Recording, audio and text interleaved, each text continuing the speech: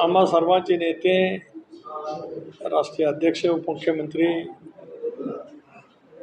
आदरणीय अजितदादांच्या दुर्दैवी निधनाच्या नंतर पक्ष ताब्यात घेण्याची अघोरी इच्छाशक्तीच्या पार्श्वभूमीवर वहिनी अध्यक्ष झाल्यापासून आमच्या पक्षामध्ये डोकवण्याचा डोमकावळी प्रयत्न अलीकडच्या कालावधीमध्ये करायला लागलेले दिसत आहेत. आपल्या पक्षात स्वतः काय चालले ते त्यांनी त्या ठिकाणी पाहावं. दादांच्या नेतृत्वाखाली एनडीएमध्ये सहभागी होण्याचा निर्णय घेतल्यावर दादांनी पक्ष चोरला, दादांनी चिन्ह चोरलं, अशी घाणेरड्या पद्धतीची वक्तव्य करणारे महाभाग आता आमच्या पक्षामध्ये डोकवण्याचा नाहक त्या ठिकाणी प्रयत्न करत आहेत. दादांच्या दुर्दैवी निधनाच्या दिवशीच पक्षाच्या विलिनीकरणाच्या चर्चा सुरू करून त्यांना दादांचं कुटुंबीय म्हणजे आमच्या राष्ट्रीय अध्यक्षा, उपमुख्यमंत्री सुनेत्रा वहिनी, पार्थ, जय या सगळ्यांनाच अलिप्त ठेवत पक्ष ताब्यात घेण्याची इतकी प्रचंड प्रमाणावरती घाई झालेली होती की त्याच्यामुळे सततची वक्तव्य त्यांच्याकडनं आलेली आपण सर्वांनी मिळून त्या कालावधीमध्ये निश्चितपणाने अनुभवलेली आहेत. वहिनींची विधिमंडळ पक्षनेतेपदी झालेली निवड, उपमुख्यमंत्री म्हणून त्यांनी घेतलेली शपथ, राष्ट्रीय अध्यक्षपदाची जबाबदारी स्वीकारल्याच्या ती सभा या वेळेपासून किंवा सुरुवातीपासूनच ज्या पद्धतीची वक्तव्य झाली ही आपण निश्चितपणाने पाहतो.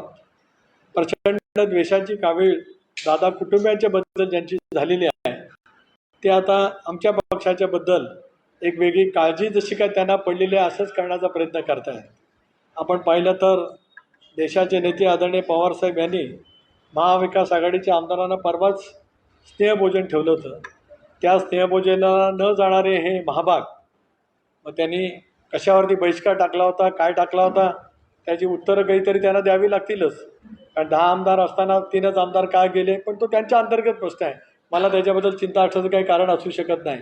पण अशा पद्धतीचं मांडत एक वेगळ्या दिशेला नेण्याचा जो काय प्रयत्न होतो आहे याच्याबद्दल एवढंच मला म्हणायचं आहे की वहिनी, पार्थ, जय यांच्याबद्दलची कमालीचा द्वेष निर्माण होत असल्यामुळेच एकसंघपणाने जो पक्ष आज वहिनींच्या नेतृत्वाखाली प्रफुल्लभाई असतील, प्रदेशाध्यक्ष म्हणून मी असेन, भुजबळ साहेब असतील, मुश्रीफ साहेब असतील, दिलीप वळसे पाटील साहेब असतील, धनंजय मुंडे आहेत, आम्ही सगळेजण आमचे 40 आमदार आहेत, आमचे संसदेतील सहकारी आहेत, मंत्रिमंडळातील आमचे सहकारी आहेत, पक्षाचं राज्यातील संघटन ज्या पद्धतीने आज काम करत आहे त्याच्यामुळेच स्वतःच्या राजकीय अस्तित्वाची भीती ज्याला तयार होत असते त्याला तशा पद्धतीची वक्तव्य झालेली आपल्याला पाहायला मिळू शकतात. यापेक्षा याच्यामध्ये काय वेगळं आहे असं मी स्वतः त्या ठिकाणी काय मानत नाही. कारण प्रत्येक दिवस प्रसिद्धीसाठी वेगवेगळं काही ना काहीतरी बोलत राहणं, एक तर आपल्या पक्षात काय चाललं ते बघावं. जयंतराव पाटील साहेबांसारखा 40 वर्ष त्यांनी नेतृत्व केलं, त्यांची हकालपट्टी करावी अशी मागणी पवारसाहेबांच्या उपस्थितीमध्ये शिर्डीच्या महाअधिवेशनामध्ये करणारे हे महाभाग यांनी आता आमच्या पक्षाच्याबद्दल बोलणं थांबावं एवढंच मला या ठिकाणी आणखी सांगायचं आहे. खूप काय बोलण्यासारखं आहेच, अनेक बाबी आहेत. मी स्वतः अनुभवलेल्या 99 सालापासून ते दादांच्या दुर्दैवी मृत्यूपर्यंत काय काय पद्धतीने दादांच्या विरोधामध्ये कटकारस्थान झाली. आज तीच कटकारस्थानं करण्याचा प्रयत्न बहिणी, पार्थ किंवा जय आणि आमचा पक्ष या बाबतीमध्ये केला जातो आहे. तो नक्कीच जनता हाणून पाडेल आणि पक्षाचे माझे सगळे प्रमुखसुद्धा निश्चितपणाने त्या ठिकाणी हाणून पाडतील. एवढंच मला आजच्या या त्याने जे काय सांगितलेलं आहे त्याबद्दलची भूमिका त्या ठिकाणी मांडायची आहे. याचं कारण असं आहे की दादा असतानासुद्धा मला टार्गेट अनेक वेळा केलं गेलं. 2009 सालापासून, 4 पासून, अनेक वेळेला 14 पासून तर ते अधिक वाढत गेलं. कारण सावलीसारखी साथ दादांच्या पाठीमागे आम्ही सर्वांनी केली. स्वाभाविकपणानेच त्यांना जे दादांना त्या कालावधीमध्ये एकंदर दादांची राज्यामध्ये उंचावलेली प्रतिमा आणि दादांना पक्ष संघटनेवरती जे काय पकड मिळवलेली होती त्यांच्या मेहनतीतून, त्यांच्या प्रखर इच्छाशक्तीतून आणि प्रचंड मेहनतीतून त्यामध्ये आमचा सहभाग असल्यामुळेच आम्हाला टार्गेट करणं स्वाभाविक आहे. त्याच्यामुळे मला काय त्याच्याशी काय नवल वाटतच नाही. कारण हा निर्णयसुद्धा ज्यावेळेला आम्ही घेतला एनडीएमध्ये सहभागी होण्याचा त्यावेळेला आम्ही सगळेजण होतो. स्वाभाविकपणाने आज विलिनीकरणाच्या बाबतीमध्ये सुद्धा त्यांना तेच वाटत होतं मी आज एवढंच त्यांना सांगतो आहे की दादांचं शव म्हणजे अपघात झाल्याच्या नंतर विमानाचा हॉस्पिटलला शव आलं, त्याच्यानंतर पोस्टमॉर्टम झालं, तिथपासून काय काय घडलं आहे या सगळ्याची माहिती माझ्याकडे आहे. कृपा करा आणि थांबा, नाहीतर मला स्पष्ट काय बाबा पुढच्या कालावधीमध्ये सांगावे लागतील. काय कटकारस्थानं तुम्ही वहिनी पार्थ आणि जयच्या विरोधामध्ये करत होतात याची इत्थंभूत माहिती आमच्या सर्वांच्याकडे आहे. थांबा जरा, कारण शेवटी एक सुसंस्कृत विचाराच्या माध्यमातून आपल्याला पुढे वाटचाल त्या ठिकाणी करायची. नाही, ज्याला असेल त्यांनी समजून घ्यावा. मला याच्यापेक्षा काय अधिक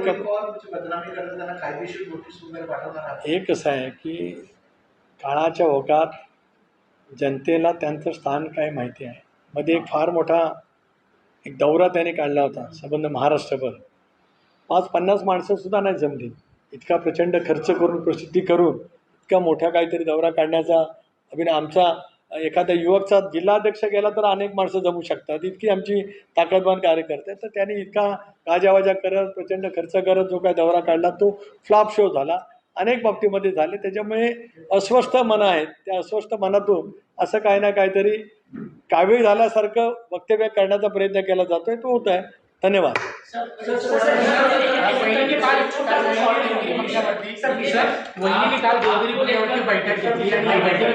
आपण नव्हते, नेमकं आपल्याला कल्पना दिली गेली होती या बैठकीची? आपल्याकडे माहिती अतिशय अपुरी आहे. मला माहिती होती. मी संध्याकाळी तुम्ही तिकडे होता, मी बैठकीला उपस्थित होतो. मी बैठकीला संबोधित केलं आहे.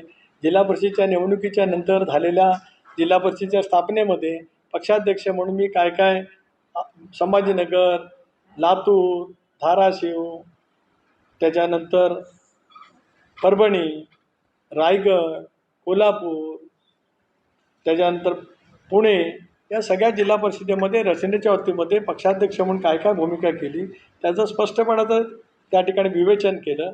आत्ता जे काही आरक्षणाचं महिला आरक्षणाचा निर्णय घेतला जाणार आहे त्याबद्दल NDAची बैठक देशाचे कणखर नेते अमितभाई शाह यांनी जी काय बोलवली होती त्याच्याबद्दली सुद्धा माहिती दिली की किती मतदारसंघ वाढणार आहेत, महिलांचं आरक्षण काय पद्धतीने पडणार आहे, डिलिमिटेशन कमिशन नेमलं जाणार आहे, SIRच्या बाबतीमध्ये नेमकं पक्ष म्हणून आपल्याला काय काम करायचं आहे याची विस्तृतपणाने माहिती कालच्या बैठकीमध्ये त्या ठिकाणी दिली. सर्व आमदार महोदय त्या ठिकाणी पूर्ण संख्येने उपस्थित होते. अनेकांनी मला याच्याबद्दलची माहितीसुद्धा विचारली की नेमकं डिलिमिटेशन होत असताना कशा पद्धतीने होईल, महिला आरक्षण होताना कशा पद्धतीने होईल, आता SIR होत असताना काय आपल्याला अडचणी येऊ शकतील, त्या संदर्भातली सगळी चर्चा सखोलपणाने 1 तास सव्वा तास बैठक त्या ठिकाणी झाली आणि विस्तृतपणाने विवेचन प्रदेशाध्यक्ष म्हणून मी केलंच, लोकसभा सदस्य म्हणून त्या ठिकाणी लोकसभेतला पक्षाचा नेता म्हणून मी आणि प्रफुल्लभाई आम्ही NDAच्या बैठकीला उपस्थित होतो. त्या बैठकीची सुद्धा माहिती पक्षाच्या सर्व आमदार महोदयांना त्या ठिकाणी देण्यात आली.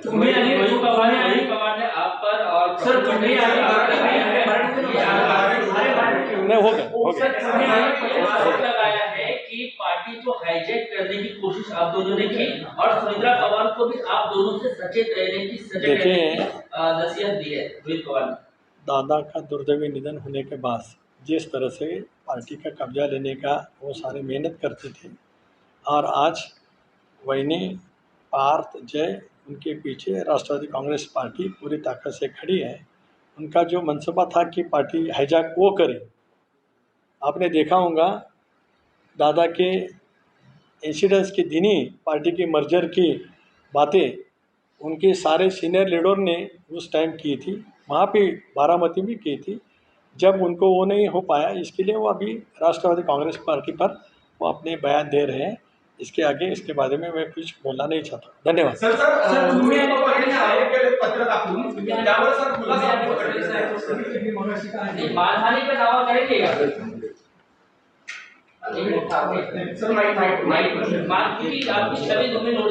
देखिए, पॉलिटिकल आरोपाला पॉलिटिकल उत्तर द्यायचं असतं. मी राजकीय कार्यकर्ता 41 वर्षापासून था. स्वर्गीय वसंतदादा पाटील साहेबांनी मला विधानसभेची उमेदवारी 1985 साली दी. वो तब जन्म नहीं थे, तब से मैं राजनीति में हूँ. पॉलिटिकल जो कुछ बातें आती हैं तब हम पॉलिटिकल उसके जवाब दे देंगे और हमने दिया है. लोकसभा चुनाव में हम कम राज्य में खाली मैं अकेला चुन के आया, लेकिन उसके बाद 41 हमारे विधायक चुन के आए. ये तो पॉलिटिकल जवाब ही है, वो तो सही है।